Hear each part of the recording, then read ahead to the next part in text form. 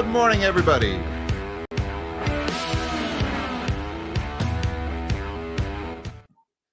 Good morning, all you magnificent melon heads, and happy Thursday, everybody. Today's September 26, 2024, and we got a busy morning going on today. So many big stories, so little time. Let's start with the developments from late yesterday and the chaos at OpenAI.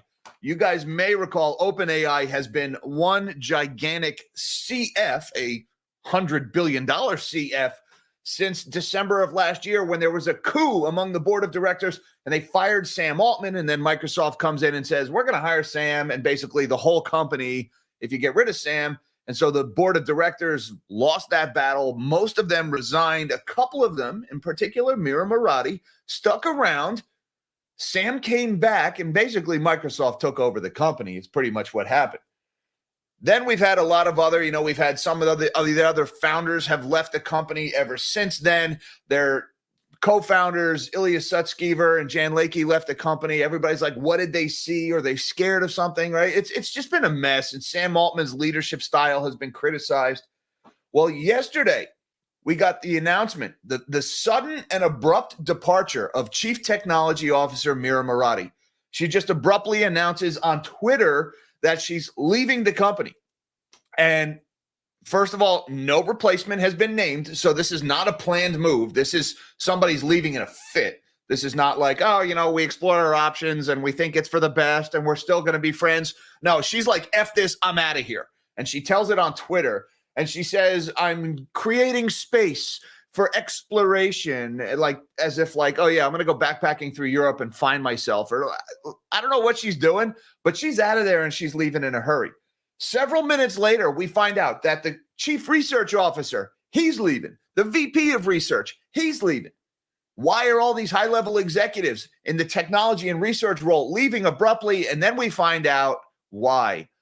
OpenAI is transitioning from a nonprofit. That's the hilarious thing. OpenAI, it's been a charity this whole time. I don't know if you guys knew that.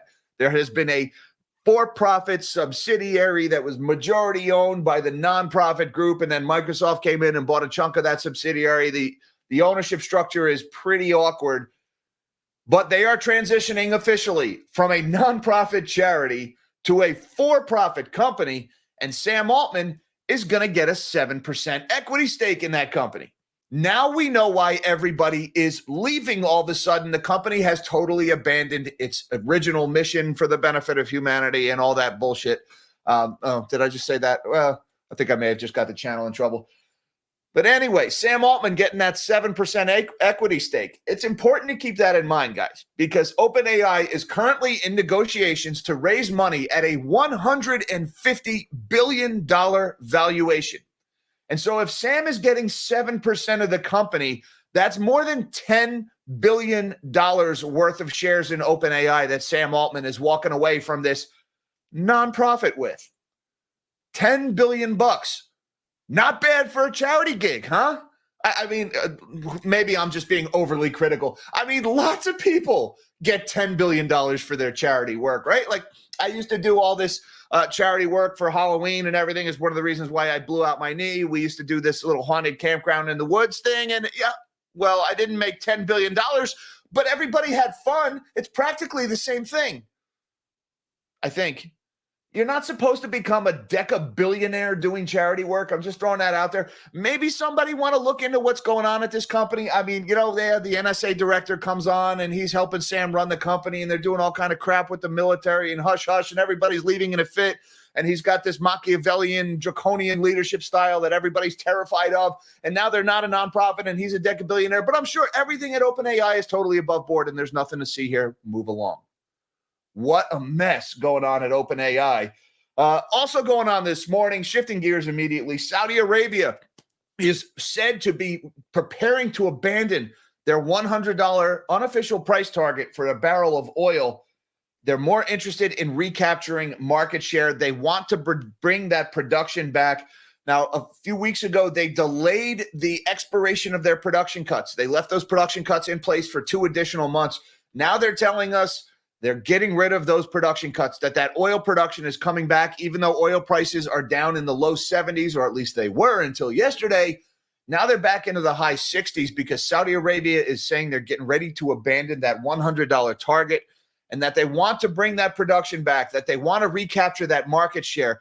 And this is eerily reminiscent of 2014 and the Saudi oil price war, where they opened the floodgates of oil into the world and took the price of a barrel of oil from $100, $120 a barrel all the way down to the high 20s. So Saudi Arabia could be about to crash the price of oil if it's that same move all over again.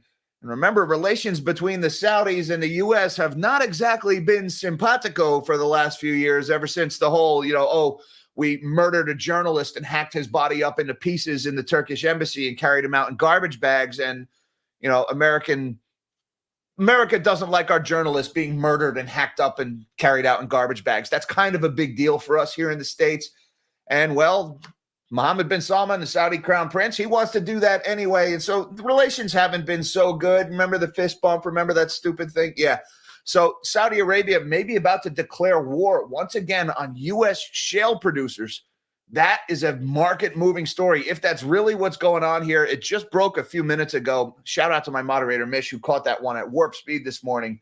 Pay attention to oil over the next few days, guys. That could be huge. Also, silver hits its highest level since 2012, above $32 an ounce. Congratulations to the stackers. I like the shiny. Could that have something to do with expected surges in industrial demand coming from China? Because all of these Chinese stimmies that we've seen recently, we got more news of Chinese stimulus this morning. There was a meeting of the Chinese Politburo, their communist gaggle of secret leaders. They got together and they've been pretty much unanimously decided they are going to stop the decline of home prices.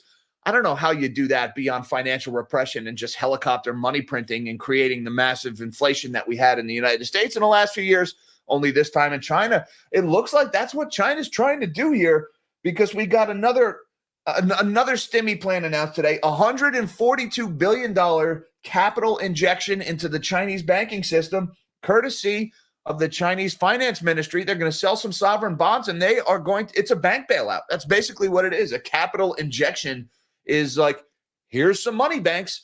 We're injecting capital. We're giving you money. It's a bailout before a bust. So I don't know. Maybe things are much worse in the Chinese banking system than we realize, or maybe China is just serious that they are going to inflate their way out of this housing crisis. But either way, China is not playing with the stimmies this week, guys. Every day this week, we've had some story about Chinese stimulus. Today, no exceptions. Also, the securities regulator is encouraging Chinese companies to buy back their stocks now. A big shift in Chinese policy, and Chinese stocks are loving it. The CSI 300 is up 10% in just the last 3 days, surging again this morning. China is rallying here. Again, they haven't stopped the property market collapse. They are just flooding the market with money, and so asset prices are rising. Also going on today, we got a big earnings beat and a raise from Micron. They are selling a ton of memory chips to complement those NVIDIA GPUs that are being built out in data centers across the country. That is putting upward pressure on the entire NASDAQ and the whole chip sector this morning. We also got earnings from CarMax. This is an interesting story. CarMax reports a sales beat. Sales were better than expected, still down big year over year, but not as bad as expected. But that is being overlooked because of a massive increase in provisions for credit losses at CarMax. They increased their credit loss provisions by about as much as half of all of their sales in the current quarter. So what's the point of beating sales expectations if you're basically just selling cars to people that you know are not going to pay you back? So you're just giving away cars. Anything to meet those quarterly numbers, right, CarMax? Look, this is on top of the downgrade in the auto sector we got this week, on top of the story about Ally Financial reporting a big rise in delinquencies in the auto sector. Watch auto finance, guys. That's another big one that's going on right now. Every day, it seems there's another story about problems in auto finance. And last but not least, we got Hurricane Helene is about to make landfall tonight. Shout out to all of my Floridian melonheads out there. You guys be safe. Hurricane Helene is currently a Category 2 storm, expected to make landfall this evening as at least a Category 3. and it looks like the bullseye is going to be somewhere in Florida's Big Bend. So, guys, be safe. If they tell you to get out, get out. It's not worth your life. It's only stuff. It can be replaced. We got a lot to talk about this morning. Why don't we shrink my big melon of a head? And I did not share my screen yet. I am remiss. Here we go. While we're doing that, guys, please hit that like button if you feel so inclined. And if you're new here, hit that subscribe button so you can have the coffee with the melon heads every morning as we go through markets. And stocks are up once again. It's almost like the Fed is inflating away the dollar, propping up asset prices. Weird, isn't it? Another 50 points for the S&P 500 this morning, up 0.87%. I think those Micron earnings are probably helping with that this morning. The Dow is also up 0.5%, 216 points higher for the Dow.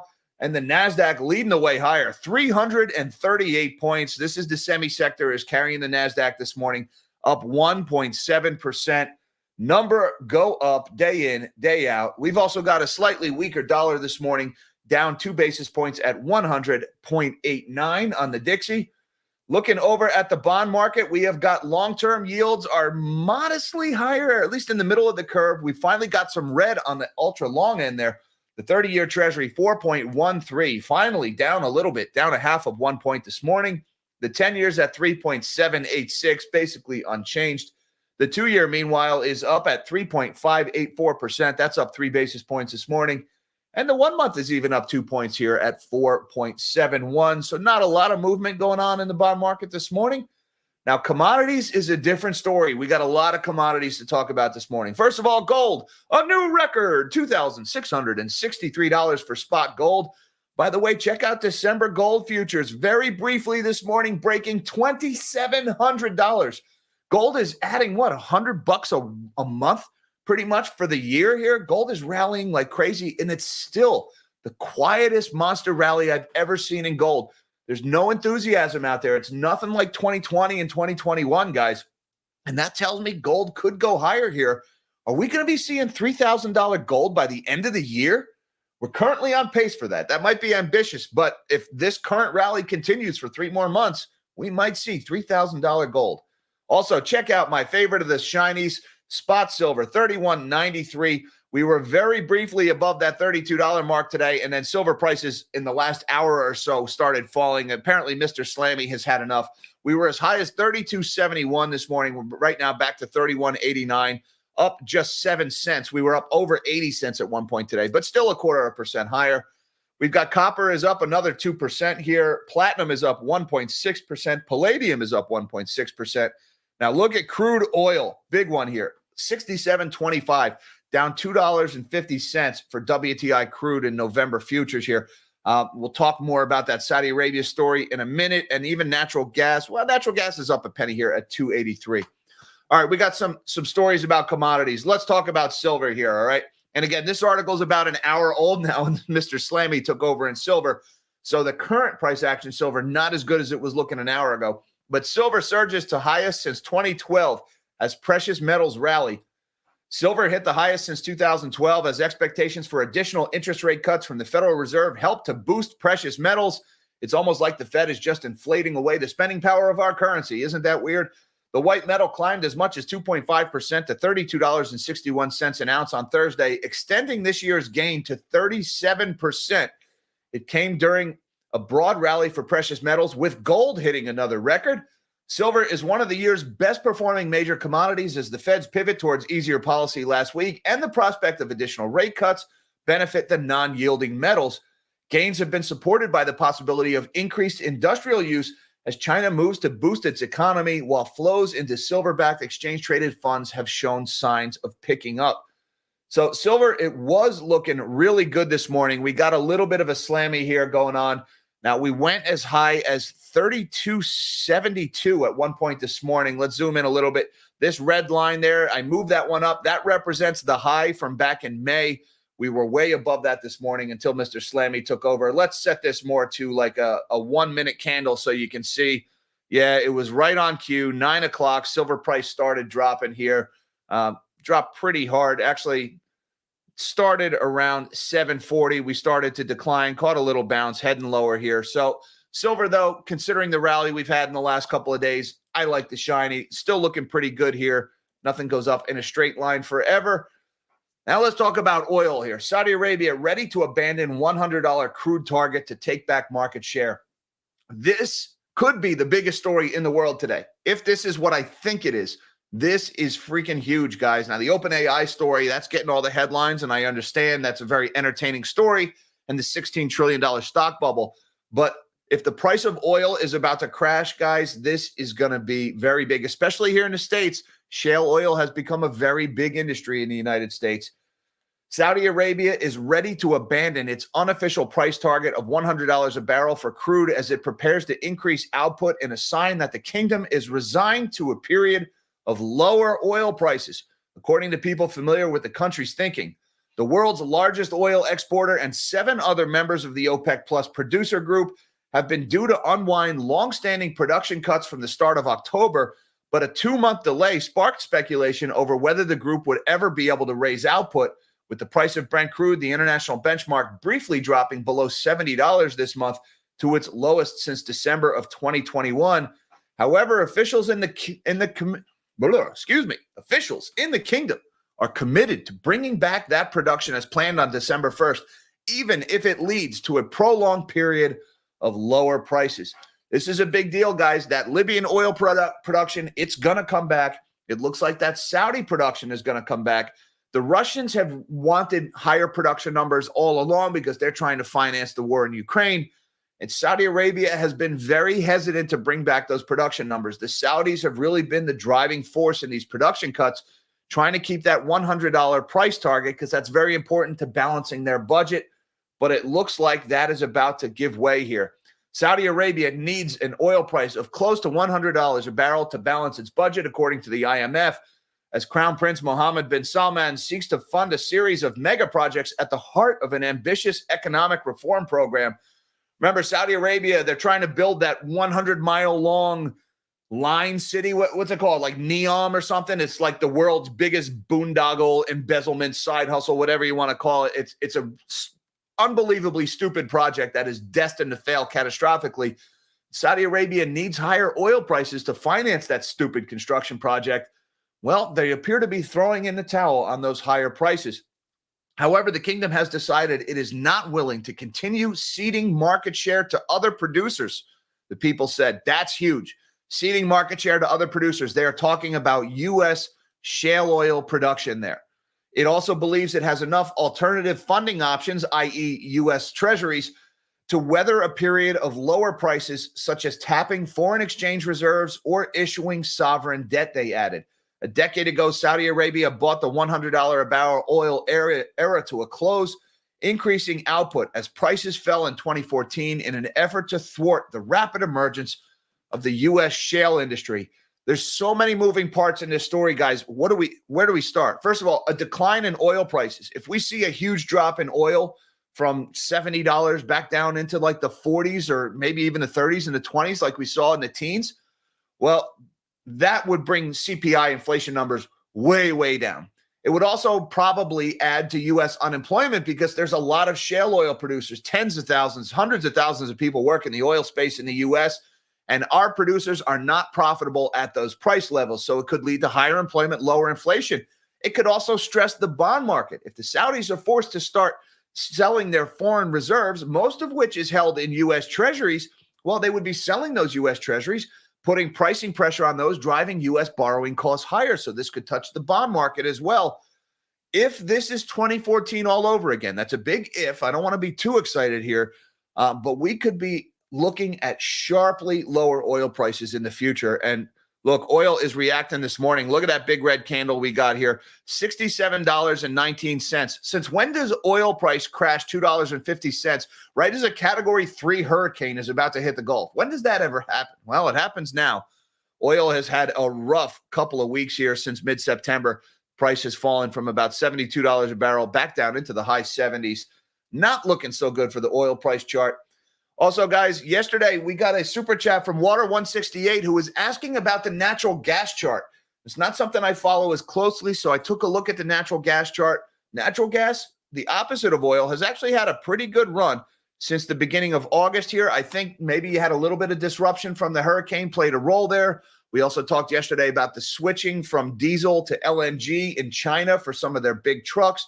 That's adding to some natural gas demand. I would also point out we had a golden cross just a few days ago. The blue line, that's your 50-day moving average. The red line is your 200-day moving average. And when the blue line crosses above the red line, that is a majorly bullish technical indicator. Don't cross the streams, Ray.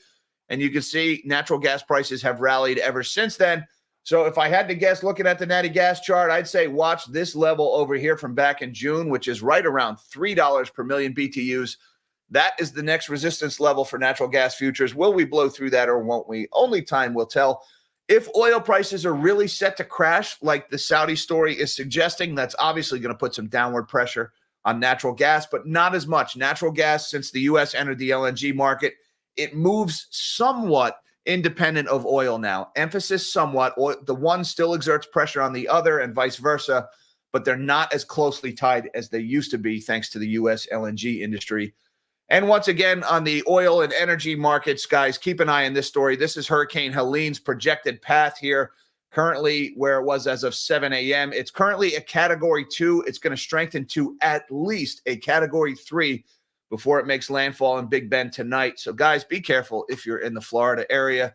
This thing's going to cause widespread damage. I don't know how much or where it's going to bullseye, so we will have coverage of this if and when that happens. And last but not least, in the commodities board, we've got Bitcoin is currently up big this morning, $1,270 higher on Coinbase, trading at $64,401 because the Fed is inflating everything. Bitcoin also trades like a tech stock, and tech stocks are doing very well this morning, so I'm not surprised to see that one. Now let's talk a little bit about OpenAI. OpenAI is considering restructuring to a for-profit. Chief Technology Officer Mira Murati and two top research executives depart. This all happened very abruptly within a span of a couple of minutes yesterday. We were talking about this on my Patreon Zoom call with the folks there. The story had just broken. We didn't have the for-profit, nonprofit angle or the other executives. This was just after Mira Murati had left. OpenAI's board is considering plans to restructure the firm to a for-profit business, according to a source who asked to remain anonymous because the talks are ongoing. The company will retain its nonprofit segment as a separate entity, the source said. The structure would be more straightforward for investors and would make it easier for OpenAI employees to realize liquidity, the sources added. Yeah, really nothing suspicious here. CNBC would certainly never say anything critical of OpenAI, like the company's run by a Machiavellian head case and rumored to be sexual abuser who drives away his people, and executives are terrified of him and they're all leaving all at once en masse. But really, this is a good thing for employees, according to CNBC here. News of the discussions comes after OpenAI's chief technology officer, Mira Murati, said Wednesday that she is leaving the company after 6.5 years. Later in the day, OpenAI CEO Sam Altman said research chief Bob McGrew and Barrett Zoff, a research vice president, are also departing as the high-valued artificial intelligence startup continues to lose top talent. Murati wrote in a memo to the company that she's stepping away because I want to create the time and space to do my own exploration. If somebody could tell me WTF that means, I'd sure appreciate it. What I'm reading between the lines here is I really hate Sam Altman. He scares me. I'm terrified, and I'm quitting even though I don't have something else lined up yet. That's what I'm reading between the lines there. She said her focus will be on ensuring a smooth transition, and that's why she's leaving the company before a replacement has even been found. After much reflection, I have made the difficult decision to leave OpenAI, she wrote in the memo, which she also published on social media site X. There's never an ideal time to step away from a place one cherishes, yet this moment feels right. Unusually positive words, especially considering the non-disparagement clauses that are in OpenAI contracts. I'm sure that has nothing to do with it. Now, this is funny from Sam here. Sam Altman talking on X. The timing of Mira's decision was such that it made sense to now do this all at once so that we can work together for a smooth handover to the next generation of leadership, Sam Altman wrote. That is after he wrote in the post on X that McGrew and Zoff leaving and that their decisions were independent of each other. Yeah, all these guys leaving at the same time, they're all independent of each other, and that's why I'm saying it made sense to do this all at once. Some wishy-washy language there from Sam Altman in OpenAI. Now, There were some interesting tidbits in this article in Bloomberg on the same subject. OpenAI discusses giving Altman a 7% stake in for-profit Shift. And don't you go thinking that 7% stake is a small stake in the company, because when you factor this in, OpenAI is currently working to raise $6.5 billion at a $150 billion valuation, which would make it one of the most valuable startups in the world, Bloomberg reported this month. That boost, on top of the possible new equity, could add more than $10 billion to Sam Altman's net worth, according to the Bloomberg Billionaires Index, vaulting him into the ranks of the world's richest people. And come on, how about a round of applause, everybody? How about we hear it for Sam Altman becoming one of the richest men in the world by doing charity work? He must be the most charitable guy in the world to be so well compensated for his public good deeds that he's making $10 billion from his nonprofit. Nothing to see here. Move along. Good God, what a freaking dirtbag Sam Altman is. I'm just going to go ahead and say it. He is a POS. I cannot wait for the movie where, I don't know, maybe we get the guy who played Zuckerberg in the Social Network. Maybe we get him to play Sam Altman in that movie. The things we're going to learn in the years ahead about this guy, I shudder to think about what they might be. We've already learned a lot about Sam, and we don't like it. All right, let's shift gears over to China here, guys. We're running a little long today. China's Politburo supercharges stimulus with housing and rates vows. All right, we had a meeting of the little commie gaggle in China overnight, and the government will strictly limit the construction of new home projects, the Politburo said, as part of its efforts to ease residential oversupply. And gee, that's nice. Thanks for coming out, because nobody's building anything in China anymore because all the developers went broke. So thanks for playing. But it's also important to mention here that they are aimed at arresting a slowdown in the world's second largest economy. And they also mention home prices. Where was it? Here we go. Let me read it. Where was it? President Xi Jinping's huddle of the 24-man Politburo concluded with a promise to strive to achieve the country's annual economic goals. Officials pledged action to make the real estate market stop declining. That's strong language, all right? I don't know how they're going to do it. Scant details here. But when communist officials say we are going to make the real estate market stop declining, keep in mind, these are communist Politburo members. These are guys who put guns to people's heads to get what they want, and then miraculously those people change their ways and start thinking exactly how the Politburo wanted. So maybe they can stop the market from declining, or at least they can make the numbers stop going down on paper, but they won't be able to fix it. There's just no way to unwind a $30 trillion bubble, not without printing trillions and trillions of yuan. And that's exactly what they're doing. China weighs $142 billion capital injection into top banks. We got this one this morning. China is considering injecting up to 1 trillion yuan, that's $142 billion of capital, into its biggest state banks to increase their capacity to support the struggling economy, according to people familiar with the matter. By the way, guys, that $142 billion, that is almost the entire size of the bank term funding program that stopped the banking collapse here in the States last spring. And they're talking about just dumping all this money all at once. The BTFP was a slow rollout over a span of several months. And they're just like, here you go, blah, $142 billion. Here's 1 trillion yuan. Get yourself something nice. The funding will mainly come from the issuance of new special sovereign bonds, said the people, asking not to be identified because they're terrified of the Politburo. The details have yet to be finalized and are subject to change, the people added. Such a move would be the first time since the GFC in 2008 that Beijing has injected capital into big banks.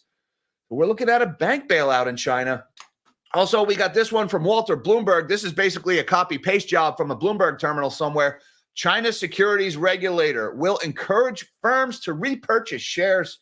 They're trying every trick in the book over in China to try to prop up that economy, and Chinese stocks are loving it. Look at the move. Gee, you think Chinese stock market likes what they're hearing from the central bank, from the finance ministry? Do you think helicopter money and stimmies might be good for stocks? Look at what the Chinese stock market, this is the CSI 300 index. Look at what it has done in the last 3 days, rising more than 10% in 3 days. Unbelievable move in Chinese stocks here. And look, when you open up the fire hoses, asset valuations go up. But this, They're like, yeah, we're going to help the orphans and the homeless yesterday. We're going to do helicopter money. Make no mistake. The poor people and the middle class in China will pay the price for this, guys. We've seen this before. We saw this in 2020 with the $6 trillion that they printed, all right? When this happens, asset prices go up first, then consumer prices go up, making everybody poorer. And last but not least, wages finally start to rise. And that's usually when the central banks start pumping the brakes. They're doing exactly what we did here in the States. We also got a big beat from Micron. Micron stocks jumps as Q1 revenue and forecast tops analyst estimates. We're running out of time here, guys, so I'm going to blow right through this one. Micron stock, demand for their AI memory chips is just, it's very high. Every time somebody buys NVIDIA GPUs, they're also buying Micron memory to go along with it as they build out data centers. Micron stock is up 17%. The opening bell just rang. $112.28. That's up $16.50. So the AI mania continues, guys. This is going to put upward pressure on the whole NASDAQ today. Another big one here. CarMax stock slides 7% as auto loan loss pressure offsets a sales beat. More bad news in the car space, guys. We've been seeing a lot of this stuff from auto finance recently, and it just keeps getting worse. Cash for clunkers 2.0. It's coming, guys. I'm telling you, it's coming. CarMax stock went down early Thursday after the used car retailer's fiscal second quarter sales topped estimates, but it was not enough to offset pressure on its car loan business. The company had net income of $132.8 million, or 85 cents a share for the quarter. That's up from $118 million last year and 75 cents a share in the year earlier period. All right, so look at that, $132.8 million in net income. That's all the money they made in the quarter. Now let's fast forward through some of this other stuff. Look at this. CarMax's auto finance income of $115 million was down 14.4% a year ago, mostly due to an increase in provisions for loan losses, which offset growth in average managed receivables. The company set aside $112.6 million in loan loss provisions compared with $89.8 million a year ago. That is a huge, what's that? Like a 25% increase in loan loss provisions. People are not paying their car payments. The provision includes $52.2 million in the increase in the company's estimate of lifetime losses on existing loans, and that's an 11% increase over expectations. And the remaining $60.5 million reflects estimates for lifetime losses on current quarter originations.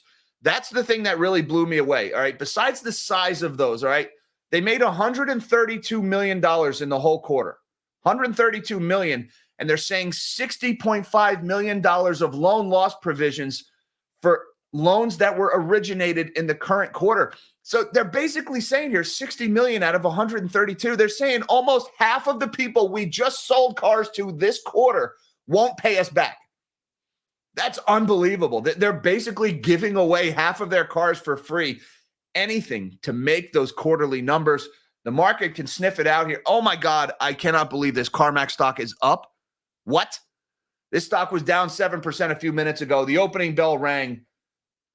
Bro, stock is up. Half of the cars they sold and financed in the last quarter, they're telling us already these people won't pay us back. And the stock is up 1.4%. Okay, stock market, go home, you're drunk. Okay, CarMax stock up 1.5%. There it is right in front of us, guys. I mean, the numbers don't lie. They pretty much told us what they're doing here. They just told us, look, $60 million in loss provision estimates for the current quarter originations out of $132 million in income. All right, good luck with that, guys.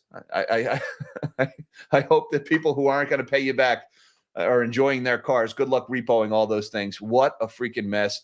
I just want to say thank you very much to Nashville Pasta Man, who says, what's the baseline cost of a line of code written by another line of code? Well, that would be something along the lines of your capital input cost to build your data center, amortized over the lifetime of the data center, plus your power usage, plus your labor.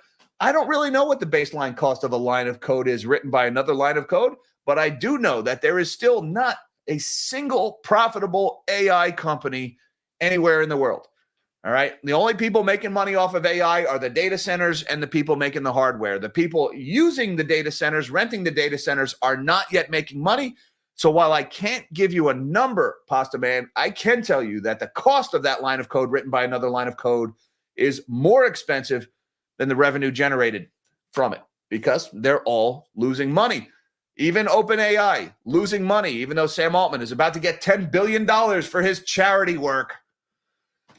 Good God, what a mess. And CarMax is up, even though nobody's paying for cars. CarMax is up. I just love this market. It's the best economy ever. Can't you guys tell? It's just amazing. I wouldn't believe it if it wasn't there in print. Thank you so much, Pasta Man, for the super chat and support of the channel. And thank you, Melonheads, for having your coffee with us this morning. I appreciate that very much. Shout out to my Patreon supporters and my magnanimous Melonheads on YouTube and Patreon. You guys are awesome. Thank you so much for everything you do for the channel. Hi, Mom. Hi, Dad. I love you guys. Everybody, till next time, live small and dream big.